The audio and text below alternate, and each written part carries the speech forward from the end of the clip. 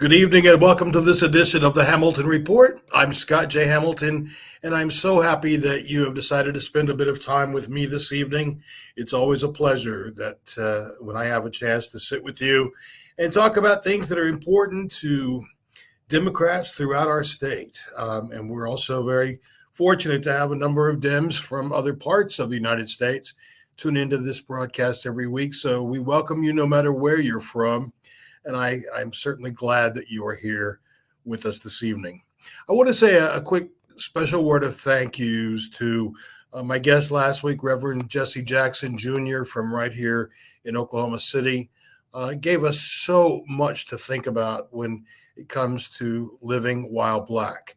Thought it was such an insightful conversation, and I've been thinking about it a lot this week, and I hope that if you missed that broadcast, you'll go back to wherever you're watching tonight and check out last week's program, because so articulate and so just painfully aware, I think is the best way to put it, of what it means to be a Black man or a Black person in the United States today and the challenges that go with that, but also at the same time, very uplifting because of the way that he lives his life as a Black man overcoming odds.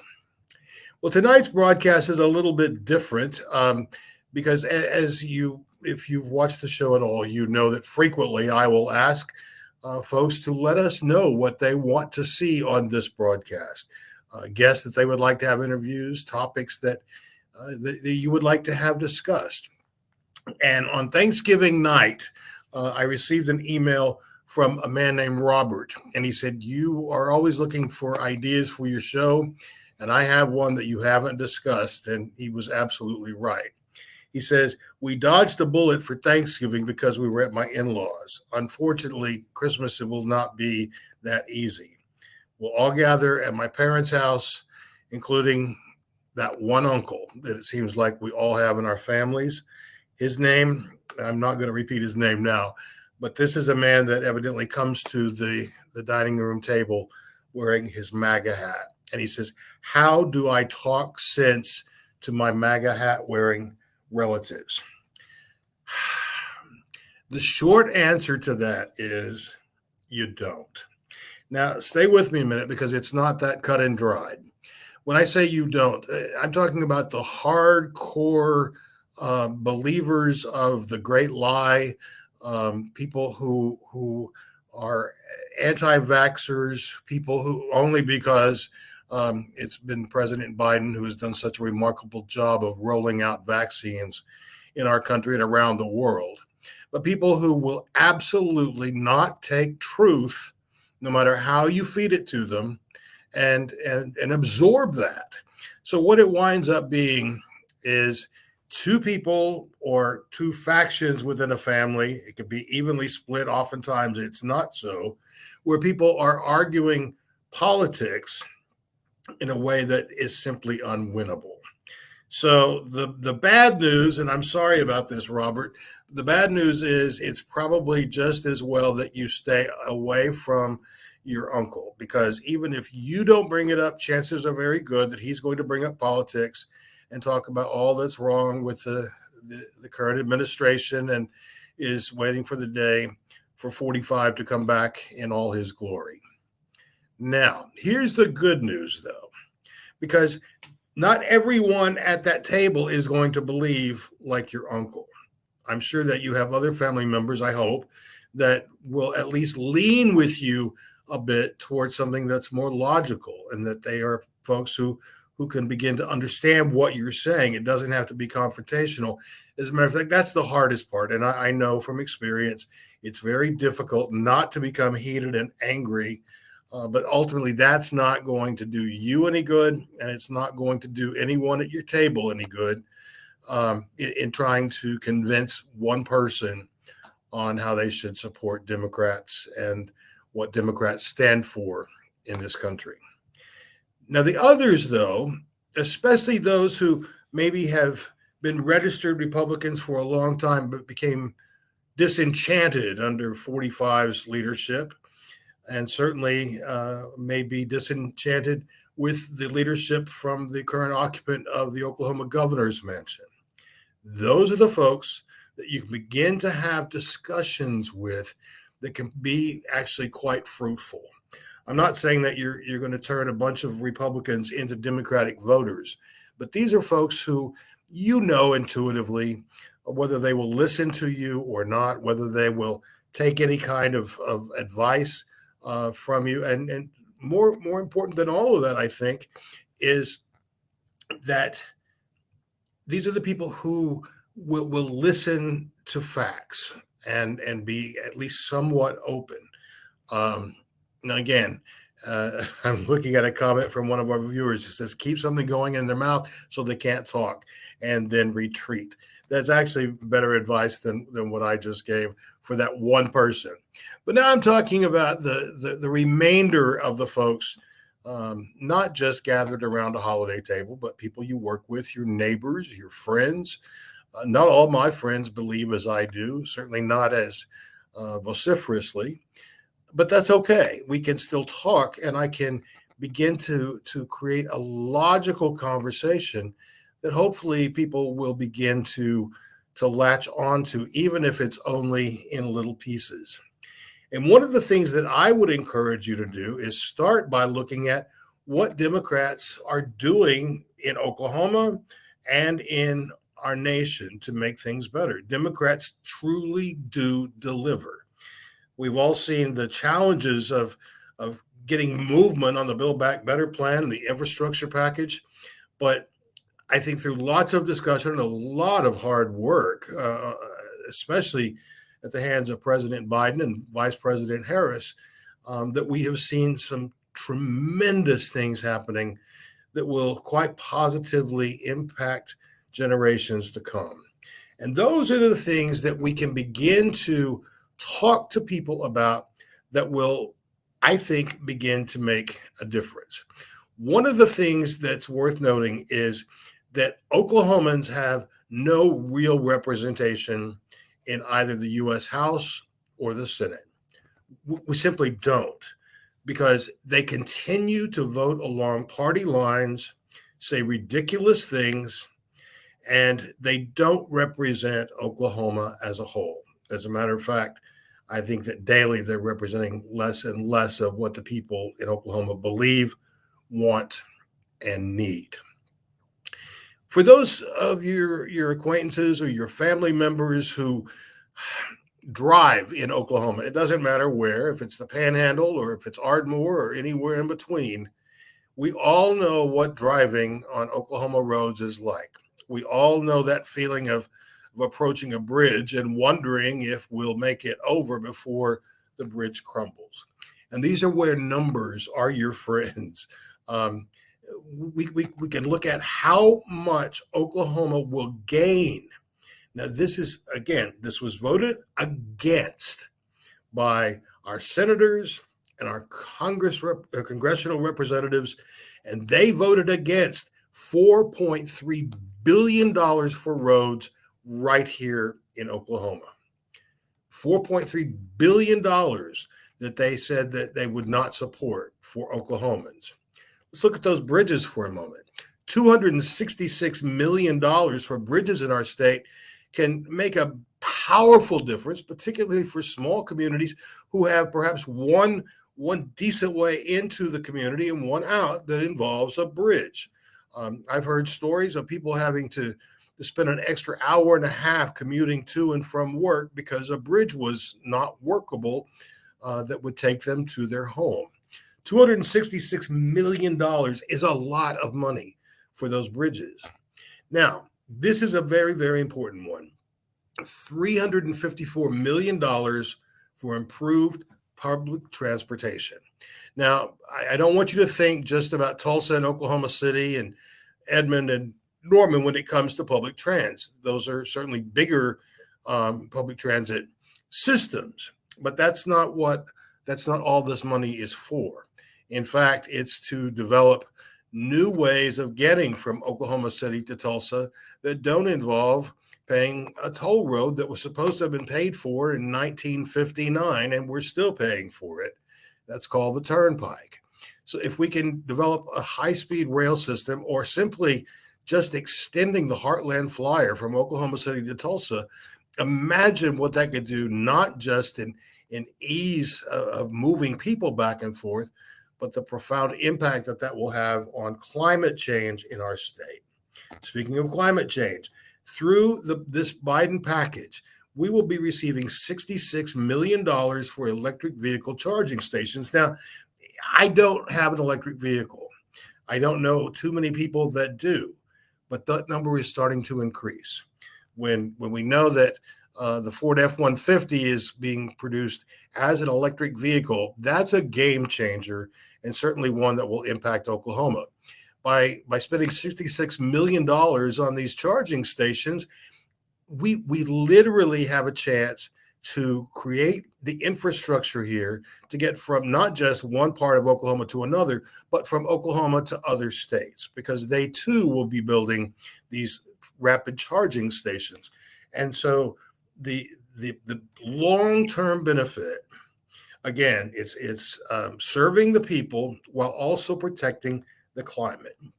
You may have heard me say before on this broadcast that 24% of Oklahomans do not have access to reliable high-speed internet. Now, that 24% number is actually way off. That's because in some communities, there is a version of internet that's available. The problem is it's not affordable. So when you factor in lack of availability and the cost to a family of just maintaining what the rest of the world has, it's prohibitive. And so by investing $100 million for reliable high-speed internet service in our state, that means that we are all going to have a competitive edge. We will all be able to compete for good quality living wages. It also means that our children, so many children were unable to go to school because of COVID last year. And sadly, I heard stories, as I'm sure that you have too, of people who would drive their kids up to a parking lot, a McDonald's parking lot, just so they could use the Wi-Fi to be able to download their assignments, to turn in homework. And that's to say nothing of actual public education, because that's real hard to do while you're in a car in a parking lot. So these are some of the things that we have to talk about. And I encourage you to talk about them at every turn. Now, there's also another way to approach this, and that is with the absolute truth about the so-called Family Values Party. Alicia Andrews, our chair, who does a live broadcast each day at 4:15 on YouTube and Facebook, was talking today a great deal about family values, the party of family values. They're not. If they vote against things to make life better for Oklahoma families, they are not the party of family values. And let's start at the top, shall we? Again, this is the person who lives in the governor's mansion. He was crowing last week about how his transparent process of public meetings around congressional districting made this process so good, so open, and he was happy to sign this into law as the will of the people. That's just not true. It's a lie. This process was not transparent. They had the maps when they were doing these so-called listening sessions. They had the maps, but they didn't show them. If it were to be a transparent process, they would have shown the proposed maps, and they would have allowed people to talk about them as so many are now, that it's a done deal. It's a law. It's fact. It's over. It's done. And so here we're stuck with it for another 10 years. No, sir, Mr. Governor, this was anything but transparent. It was opaque. It may as well have been done in the cover of darkness in the middle of the night, because what you have done is not only you really screwed the people of Oklahoma, but now you're lying about it as well. Let's take that another step further. This is the same person who, I'm sorry, I realize I'm starting to yell. I don't want to do that, and I apologize to you. But this is the same person who produced a Thanksgiving message for Oklahomans. And he says that too often we look through a political lens when we should be looking through a godly lens. This is rubbish, because everything this man does is through a political lens. It's how he can advance himself, how he can keep this job, or the job that he really wants is to be the president of the United States. Thank God we have governors who are even worse than him who are trying to vie for that office. So maybe it'll take a whole bunch of them and cast them aside. To think that Oklahomans are naive enough to believe that this man is looking through anything through a godly lens. I have yet to see any evidence of that. He has summarily dismissed Oklahomans, saying that a whole group of people simply does not exist. Well, that's not a very godly attitude, and it has nothing to do with loving one's neighbor or doing the right thing. So here again, talking out of both sides of his mouth, and yet his base just laps it up. So we need to call him exactly what he is. He is an untruthful man who is acting more and more like his superhero 45, where all of a sudden the truth becomes irrelevant. You know, for too long, I didn't understand why journalists refused to call the 45th president what he was, which was a liar, an absolute liar. They would say he misspoke, or it was a mistruth, or factually inaccurate. Well, yes, but also he lied. And I can say the same thing from our current governor. He is not a truthful person, and we can't believe anything that he says. You know, it doesn't just stop with him, though. I love the fact that the head of the Oklahoma Republican Party was called a liar by the chairwoman of the Republican National Convention. Now, boy, you really have to be bad for the head, the national head of your party, to call you a liar. Well, she now knows what so many of us have known. Bennett is not a leader of any kind, and for him to just be tossed about by his political colleagues for who he is, I think is really wonderful. But let's not stop there either.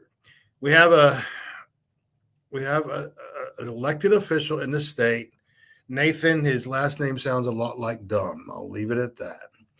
But week after week, he proposes outlandish legislation that does nothing but get him a few minutes of airtime.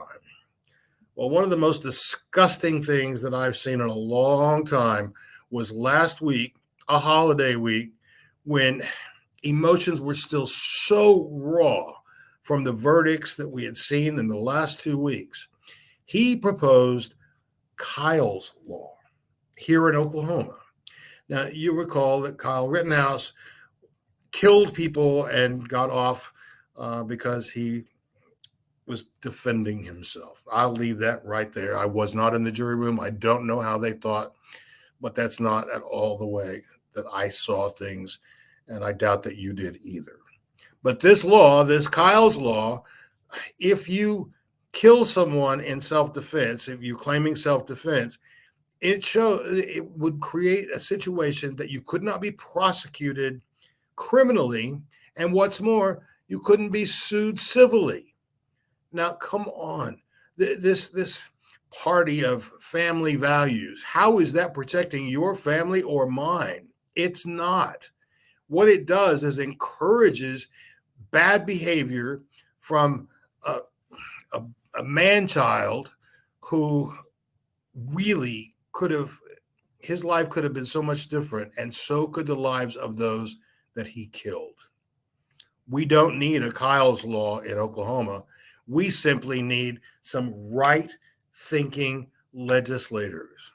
Again, These are things you can talk to your friends who are swayable about, because it doesn't take a lot of convincing when the facts are on your side.